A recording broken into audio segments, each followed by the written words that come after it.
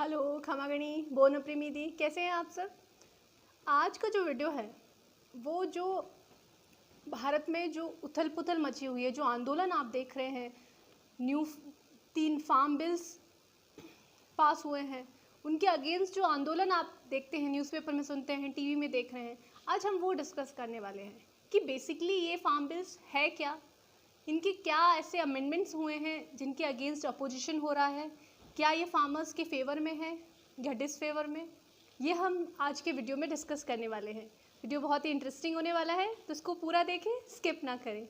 चलो let's farm bills के बारे में समझने से पहले हमें ये समझना पड़ेगा, हमें थोड़ी सी हिस्ट्री देखनी पड़ेगी। पहले क्या होता था, जब हम आज़ादी की बात करें, 1947 40s 50s की बात करें, उस टाइम फार्मर जो था वो कह सकते हैं कि उसका जो वो एक तरफ से एक्सप्लॉइटेड होता था मनी लैंडर के द्वारा। जमींदारी सिस्टम उस टाइम एग्जिस्ट करता था, तो उसकी वजह से उनका एक्सप्लॉइटेशन होता था फार्मर्स का, जमींदारों के द्वारा उनका प्रोड्यूस जो था, एग्रीकल्चर प्रोड्यूस जो था फार्मर्स का, उनको लो प्राइसेस में बेचना पड़ता था, कर्ज में डूबे रहते थे। तो ये सब सिचुएशन थी उस टाइम के फार्मर्स की।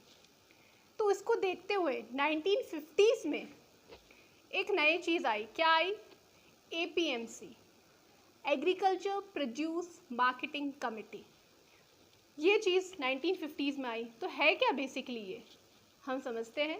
APMC जो है, it is basically a system that operate under the state government, since agriculture marketing is a state subject that has mandis in market area that regulate the notified agriculture produce. तो जो agriculture का जो market था, जो farmers का produce, agriculture produce जो था वो रेगुलेट होने लगा APMC के द्वारा, एग्रीकल्चर प्रोड्यूस मार्केटिंग कमेटी के द्वारा। तो ये जो APMC था, ये किस प्रिंसिपल्स पे ऑपरेट करता था? तो बेसिकली इसके 2 प्रिंसिपल्स थे। पहला, कि it ensure that farmers are not exploited by money lenders who compel farmers to sell their produce at extremely low prices. APMC का पहला जो ऑब्जेक्ट कह सकते हैं, मेन वो यही था कि वो ये देखे कि जो फार्मर्स हैं उनका मनी लैंडर्स के द्वारा एक्सप्लॉइटेशन ना हो, ना उनको फोर्स किया जाए to sell the price their agriculture produce at lower price. एक तो ये हो गया। दूसरा था कि all food produce should first be brought to a market and then sold through auction. अब APMC में क्या होता है कि जो भी फूड प्रोड्यूस है, जो भी एग्रीकल्चर प्रोड्यूस जो होता है, वो पहले मार्केट यार्ड, मतलब मार्केट की मंडी में लाया जाता है और फिर उनको सोल्ड आउट किया जाता है थ्रू ऑक्शन। ऑक्शन के थ्रू सोल्ड आउट किया जाता है। अब ये जो मंडीज आप देखते हैं, आपके हर स्टेट में होते हैं। कृषि मंडी जो नाम नॉर्मली होता है, सिंपल टर्म में कहें तो, ये हर स्टेट में ऑपरेट करती है, हर स्टेट में स्टैब्लिश्ड होती है। फार्मर्स जो है वो अपना प्रोड्यूस थ्रू ऑक्शन यहाँ मंडीज़ में सेल करते हैं, और जो भी यहाँ पे ट्रेडर्स वगैरह हैं, they required a licence to operate within mandi. अगर मंडी में ट्रेडर्स वगैरह है तो उनको वहाँ पे एग्जिस्टेंस के लिए लाइसेंस लेना पड़ता है। डायरेक्टली वो कोई भी ना तो फसल खरीद सकते हैं ना बेच सकते हैं, उनको लाइसेंस लेना पड़ता है, फिर ही वो ट्रेडिंग वहाँ पे कर सकते हैं। तो फार्मर्स जो है वो अपना प्रोड्यूस वहाँ पे ऑक्शन के थ्रू या फिर MSP, मिनिमम सपोर्ट प्राइस जो होता है, उसके अकॉर्डिंगली वहाँ पे सेल आउट करते हैं मंडी में। तो एक बेसिकली APMC इसी तरीके से चलता है। अब जो ये APMC लॉज जो थी, दे setup with the object of ensuring free trade between buyers and sellers for effective price discovery of farmer produce. अब ये नॉर्मली इसीलिए बना था कि फ्री ट्रेड रहे बायर्स और सेलर्स के बीच में और इफेक्टिव प्राइस मिले फार्मर्स के प्रोड्यूस को। लेकिन जब अपन स्टैंडिंग कमिटीज़ जो है एग्रीकल्चर प्रोड्यूस की, उन्होंने ये ऑब्जर्व किया जो ये APMC है, एग्रीकल्चर प्रोड्यूस मार्केटिंग कमेटी के लॉज वगैरह जो है वो प्रॉपरली इम्प्लीमेंट नहीं होते, और जो भी APMC के जो ट्रेडर्स जो है वो बहुत लिमिटेड रहते हैं, क्योंकि लाइसेंस का प्रोसेस रहता है तो लिमिटेड ट्रेडर्स रहते हैं, उसकी वजह से कंपटीशन रिड्यूस है और it also led to cartelisation. अब है कि एक तो मार्केट फीस वगैरह भी लगती है, अनड्यू डिडक्शन भी होता है, कमीशन चार्जेस, जैसे आपने वर्ड सुना होगा जिसे बोलते हैं मिडिल पर्सन, मीडिएटर, आड़तिया, जैसे सिंपल कृषि लैंग्वेज में बोले तो ये जो होता है ये फार्मर्स का जो भी प्रोड्यूस है वो लेता है उनसे और उसका एक कमीशन होता है, तो इसकी भी चार्जेस होते हैं, तो इसकी वजह से भी डिडक्शन हो रहा था। और ट्रेडर्स और जो कमीशन एजेंट्स थे वो अपने आप को एक एसोसिएशन में ऑर्गेनाइज कर देते हैं, जिसकी वजह से कोई भी न्यू पर्सन उस मार्केट में एंट्री ना कर पाए। तो बेसिकली एपीएमसी इस तरीके से रेगुलेट होती है। अब हम बात करें इन 3 जो बिल्स पास हुए हैं, 3 बिल्स जो है, एक फर्स्ट है the farmers produce trade and commerce promotion and facilitation bill 2020, second the farmers agreement on price assurance and farm services bill, third the essential commodity amendment bill 2020।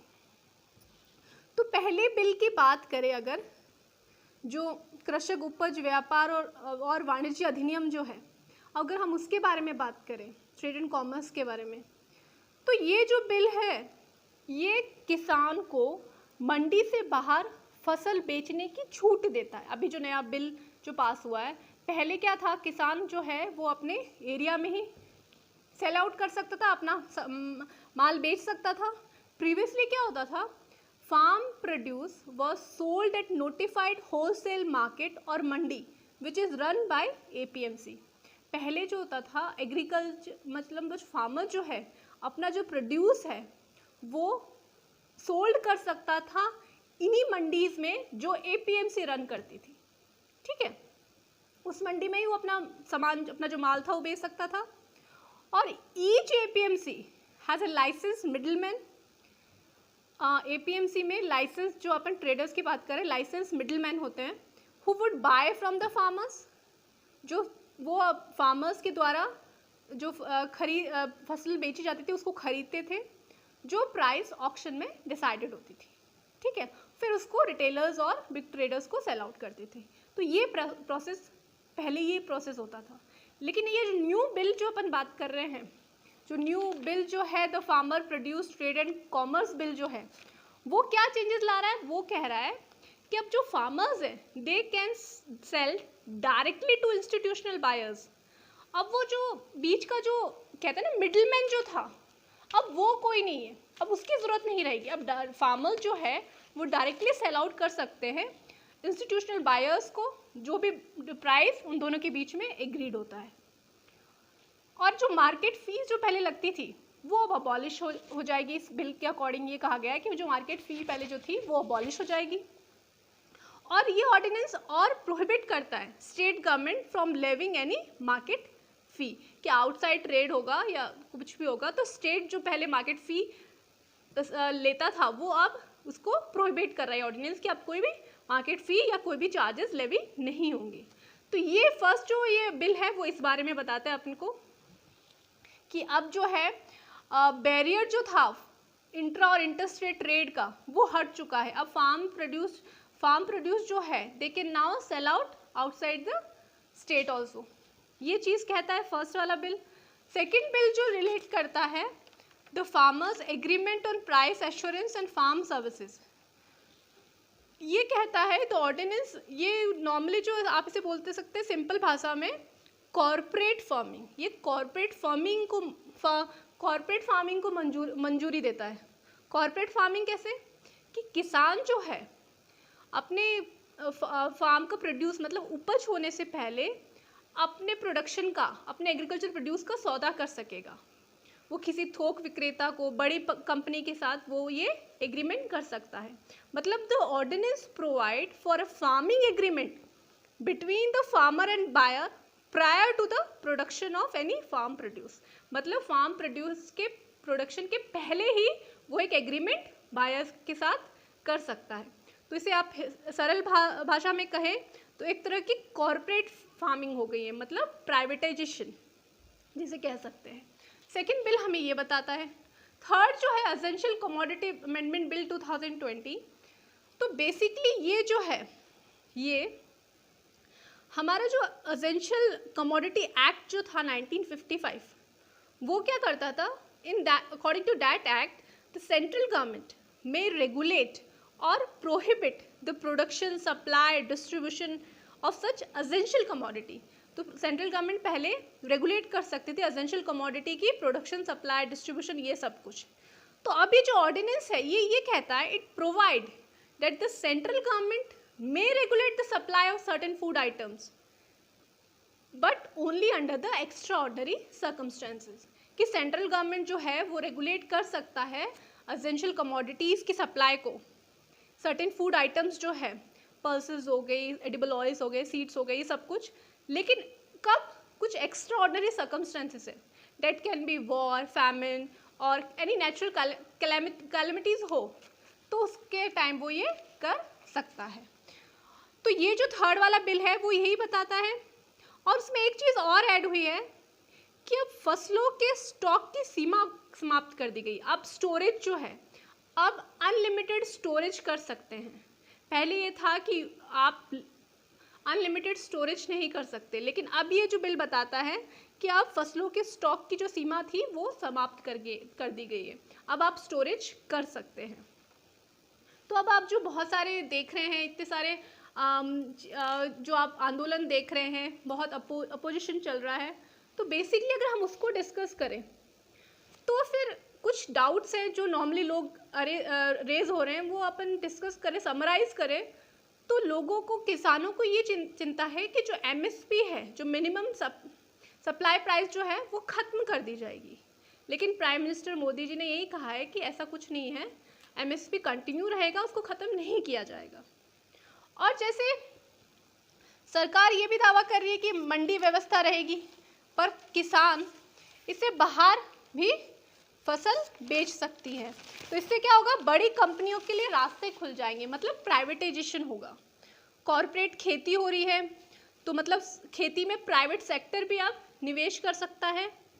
ठीक है. और जो आड़ती जो होते थे, मतलब जो मिडिलमैन जो होता था, नॉर्मली किसान जो है अपनी फसल आड़ती के यानी माध्यम से बेचती है. तो और उनको फिर जो आड़ती होते हैं, जो मिडिलमैन होते हैं, उनको पर्टिकुलर कोई भी स्पेसिफाइड कमीशन मिलता है. लेकिन अगर ये वर्ग किसानों में वैसे बहुत प्रभावशाली है, क्योंकि एक होता है कि क्योंकि एक प्रोसेस चलता आ रहा है कि किसान जो है अपना प्रोडक्शन आड़ती के थ्रू ही सेल आउट करता है.